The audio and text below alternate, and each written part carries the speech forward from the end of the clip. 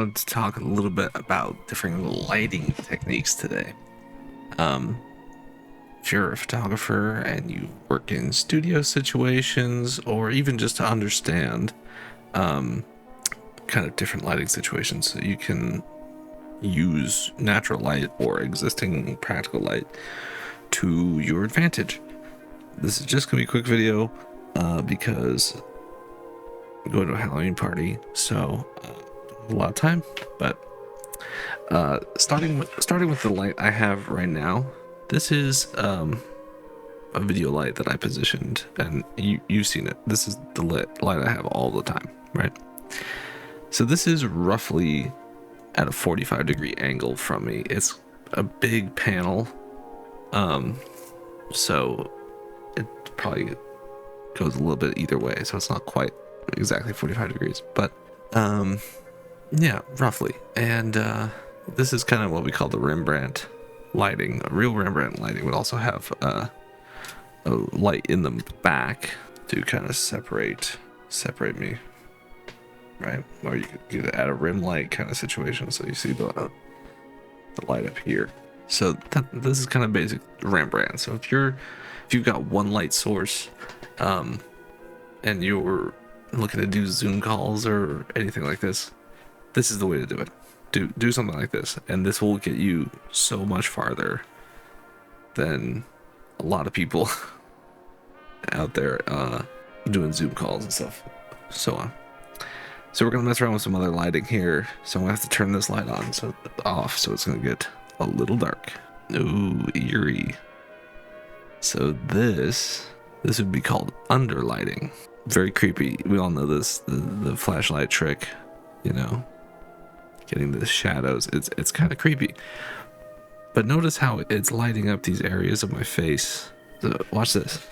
So if I take that away, you know, I've got kind of, I mean, with the 45 degree at the top down, it's not bad, but you know, these areas are not as lit up. But if I put this under here, bouncing up here, and I'm getting light in those areas, so you're actually removing those shadows in those bags. And I mean, this is kind of not a great example, but filling the face with more light is good. But again, if we turn this off, spooky, very strange. Look at that.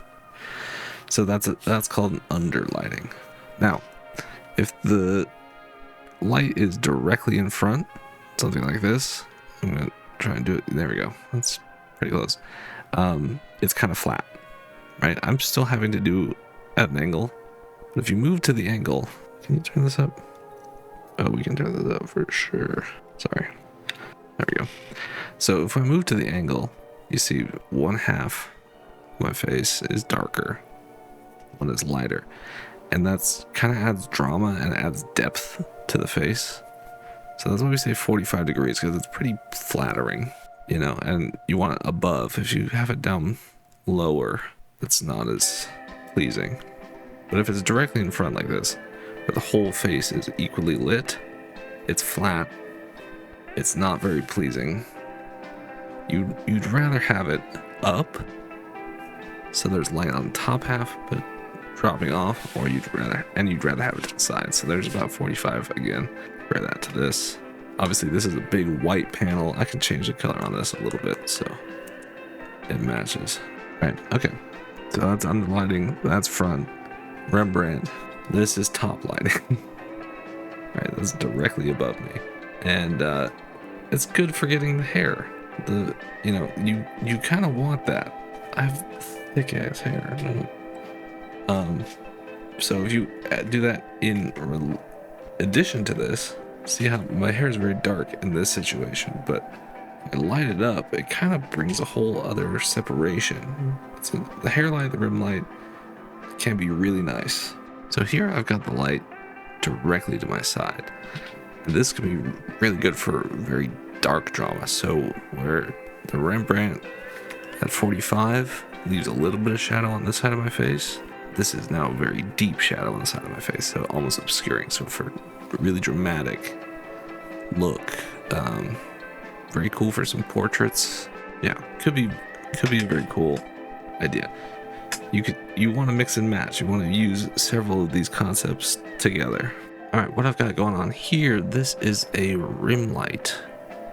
So if I move away, you see the light right behind me pointing directly at the camera, but that accentuates, see all these little parts around, like you want this little halo effect almost around the hair.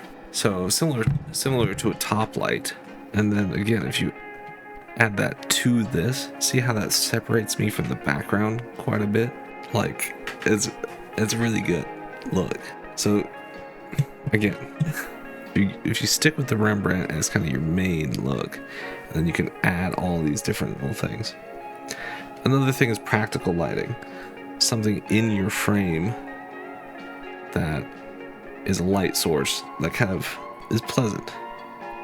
So let me turn something on. All right, so now I've got the side light back on. Here's the Rembrandt light. Turn it down just a little bit. And then I've got this big neon sign, which is a practical light because it doesn't fill the frame. Like if I turned everything else off, you know, it's definitely casting light. I can see in this room by that, but the camera is not picking it up. But you can, you know, there it is. But it's just something practical in the background of the shot. And again, with the side light, it kind of becomes an interesting, moody look. Kind of like a bar scene or something like that. And then with the Rembrandt, and the nice thing about this practical light is that it almost acts as a rim light as well. It's not quite strong enough for a true rim light, but there you go. So we've done front, we've done 45 degree, we've done side, we've done top, we've done rim, we've done under, and we've done practical. Again, the pro tip here is to combine these looks and do more. So I usually go with this Rembrandt light. Then I've got another light on this side. It's kind of faint, but it does add a little bit just right around here. Let's see if we can notice on the camera. Yep, there it is. So there's that. Right now I've got the side, so that's an extra little bit, but I can certainly move that around. That kind of adds an interesting texture back there. And then now I've got my room light kind of on. So I do that to warm up the background. I don't usually have the neon sign on. It's not really neon, but you know what I mean. So having another practical light back there, even if it's hidden behind that TV screen. If you watch my podcast that I do, I usually have the TV on, the lamp on, the neon sign on, kind of have a big light source in the background to act as kind of a rim light. I don't usually use this side light, but I'm liking that, so that might stay. We'll see how it goes. And then my side lamp and my Rembrandt. So like I said, just a quick one. Just wanted to explain some concepts in lighting, and hopefully this has been helpful, especially for portraits. They can be very helpful. So all right guys, thank you, and we'll see you in the next one. Please like and subscribe.